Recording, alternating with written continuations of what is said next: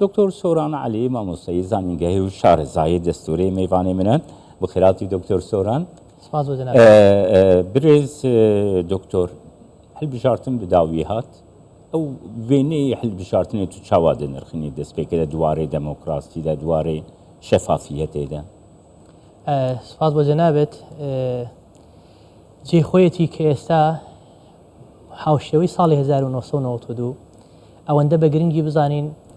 بنەما و بنیاتی دەوڵەتداری لە هەرێمی کوردستان جارێکی کە زیندوو کرایەوە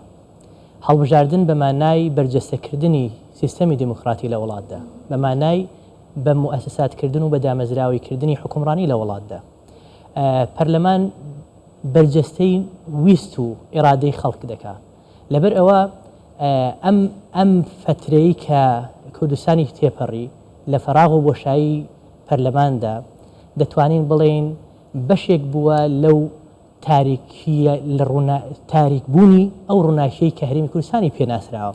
هەرێمی کوردستان لە ساڵی 1992ەوە تەواوی ئەو ماوەی کە شۆڕژگێڕی کرد بە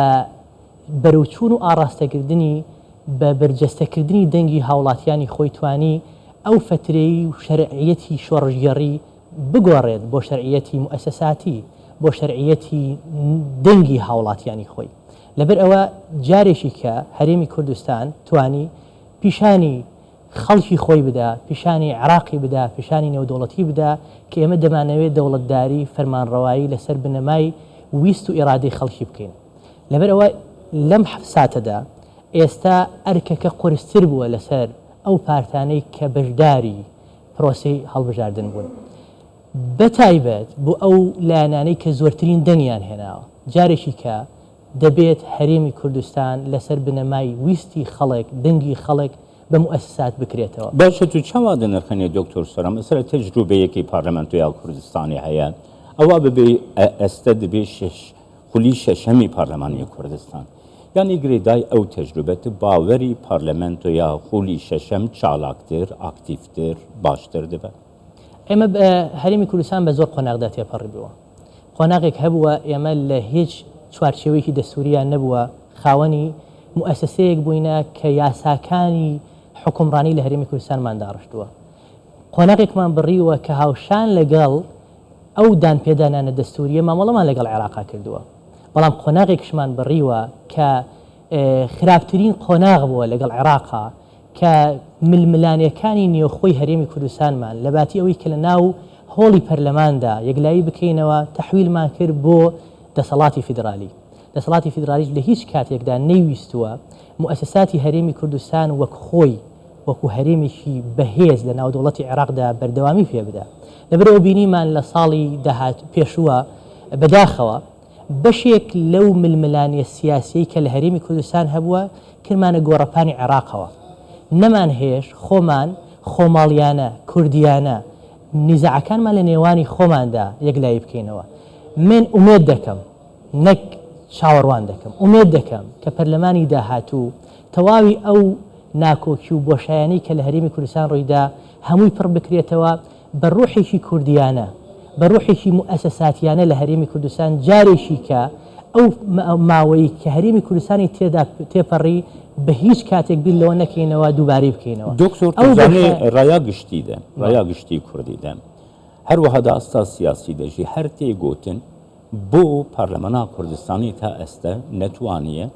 دەستورێکی بۆ کوردستانی دروست بکە بۆ خولی شەشەم گرنگیاوێ سپاسی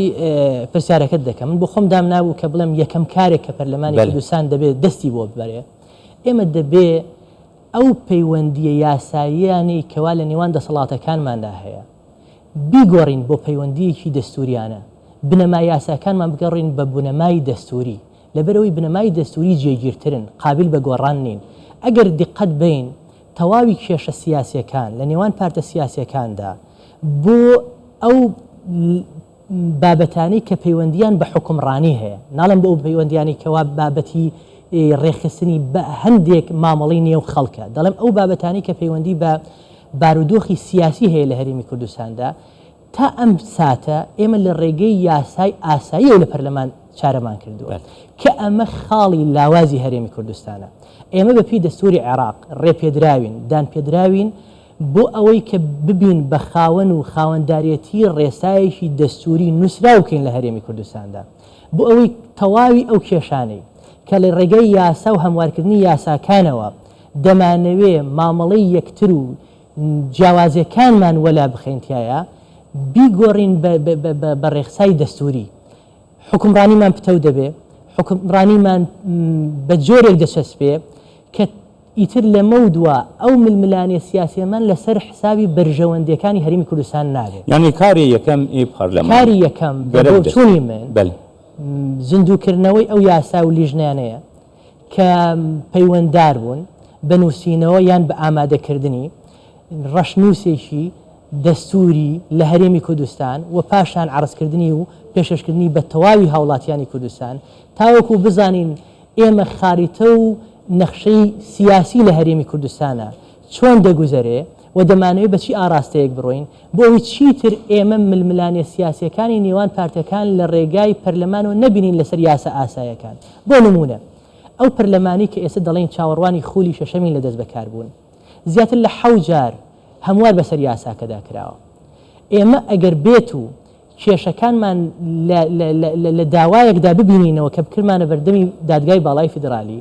تەواوی ئەو بابەتانە بابەتێکی دەستوری هەرێمی کوردستانن هیچ کاتێک دەستوری عێراق بابەتێکی لە ڕێخستنی ناوخۆیی پەرلەماندا ڕێک نەخستووە و بینیشمان بوو بە هۆکاری کۆتاییهێنان بە کاری پەرلەمان کۆتاییهێنان بە کاری کۆمیسیۆن گۆڕانکاری لە بازنەکانی هەڵبژاردن گۆڕانکاری لە پێکهاتەکان گۆڕانکاری لە سیستەمی هەڵبژاردن گۆڕانکاری لە دەستەی دادوەری دکتۆر نها هەمی پارتیین و ئەستا لە پارلەمانن دەستی یەکەمدا پارتیا دموکراتا کوردستانی یەکیتیان نیشتمانی یا کوردستانی خۆبەکە پارتیین کوردستانی بەرژەوەندیین کوردستانی گۆ بسەر هەر بەرژەوەندیان بن یعنی دەستور نە ڕێگەی سەرەکەی چارەسەری هەمی پرسین کوردستانی دروستە دەستور بە نەفەسی حەزب نانووسرێتەوە دەستور دەبێت کوردستانیانە بنووسرێتەوە بە بۆچوونی من گەورەترین پارتێک کە ئێستا پارتی دیموکراتی کوردستاندا دەبێت خاوەنی مبادری دەستوری بێ لەوەشدا دەبێت کۆکرەوەی ئەحزاب بێ و خۆی خاوەنددارێتی پرۆژەکە بکە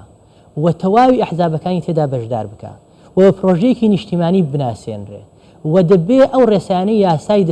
ڕێسا دەستوریەکانی پێ ئامادە دەکرێت دەبێت دوور بێت لە هەموو بیرکردنەوەیەکی چوارچێوە حزب کراو لەبەر ئەوەی دەستور بۆ ئایندەیەکی دوورمەودا ئامادە دەکرێت ڕاستە یاساکان لە چوارچێوەی بەرنامەی کاری هەر حزبێکدا لە هەڵبژاردن دەکرێت بیکاتە مامەڵەیەکی هەڵبژاردن بەڵام ڕێسا دەستوریەکان ناکرێنە مامەڵەی هەڵبژاردن ڕێسا دەستوریەکان پتەوی حکومڕانی دەکەن لە هەرێمی کوردستان پەیوەندیەکان لەگەڵ عێراقدا ڕێک دەخرێنەوە بەپی ئەوەی کە ڕێپێدراوە لە دەستوری عێراقدا جارێکی کە دەبێتە بنەمایەکی دروست بۆ دانانی یاساکانمان لە بەردەمی هەمواری خێرای ململانە سیاسیەکان نابن جگەل لەوە ئێمە کاتێک کە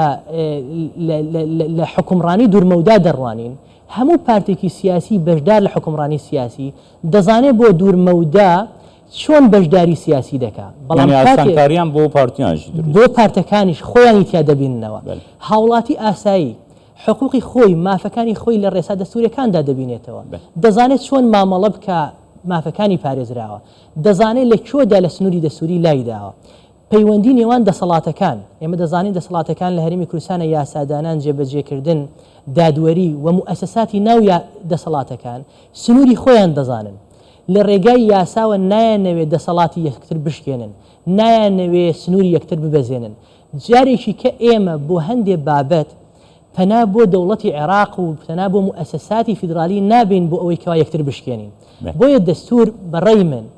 ئەبێ یەکەم کاری خولی پەرلەمانی بێ بۆ کارکردن مەرج نییە تەواوی ئەندامان تەواوی پرۆسەکە لە ناو پەرلەمان بێ بەڵام دەبێ پرۆژەکە دەست پێ بکە مبادرێکی نیشتیمانی بێ بە تەواوی مؤسسەکان بۆ پەرلەمانی بۆ دەستوریشی هەرێمی دکتۆر نا هەڵبژارتن بداوی هات یعنی درایە گشتی ناونەتەویدە جڤاکە ناودەولەتی دخوازە پارلەمان زوو دەست بکارا بکە و حکوومەتی زوو وەرە پێکانی گرنگی یاوێ فەر بابەتی زوو یا درەنگ هەندێکی پەیوەندی بە سیاسیەوە هەیە هەندێکی پەیوەندی بە یاساییەوە هەیە هەرچەند زوو بمانەوێ حکوومەتێکی نوێ جا ئێتیلافی بێ یان تاک حزبی بێ یان دوانەیی بێ یان سیانەی بێ لە هەرێمی کوردستاندا جگە لە ڕێکەوتنە سیاسەکە دەبێت مڕاعات و ڕەچاوی بابەتە یاسایەکان بکەین. هەندێک کات هەیە یاسا بۆمانی دیاری کردووە، یاسا بۆمانی دیاری کردووە کە لە ماوەی دوای پەسەندکردنی ئەنجامەکان پێویستە دە ڕۆژ لە بەردەمی سەرۆکایەتی هەرێم بێ بۆ بانگهێشتی یەکەمی پەرلەمان، دوایی مانگێکی کە بۆ سەرۆکایەتی بۆ سەرۆکی هەرێم هەڵبژاردن، دوایی 30 ڕۆژی کە بۆ هەڵبژاردننی سەرۆکی حکوومەت، لەو مابینەشدا بۆ سوێن خواردنی ئەندام پەرلەمانەکان، بۆ سوێن خواردنی سەرۆکی هەرێم، بۆ متمانەدان بە حکوومەت. ئەم بابەتی دیاری کراوە لە ڕۆژان ناتوانین بە ڕێکەوتنی سیاسی ڕەچاو نەکرێ و دێپەڕێنرێ. بەڵام لە هەمووی گرنگتر ئەوەیە پێش دەستپێکردن بە ڕێکارە یاساییەکان، پێش بە دەستپێکردن بە ڕۆژی یەکەمی خوتوە یان هەنگاوی یەکەمی دەستپێکردنی ڕێکاری یاسایی دوای ئەنجامە کۆتاییەکان پێویستە ڕێکەوتنێکی سیاسی تۆکمە هەبێ بۆ ئەوەی تەجاوز لادان لەو کاتە یاسایانە نەکرێت، چونکە بەبێ ڕێکەوتنی سیاسی ڕێخستنی یاسایی توانای ئەوەی نییە تێنەپەڕێنرێ و حکوومەتێکی تیادا لەدایک بێ. gelek spas bote Dr. Soran Ali, mamostey zanîgehî şerezayê destûrê mêvanê me. سواز بۆ بەڕێستان.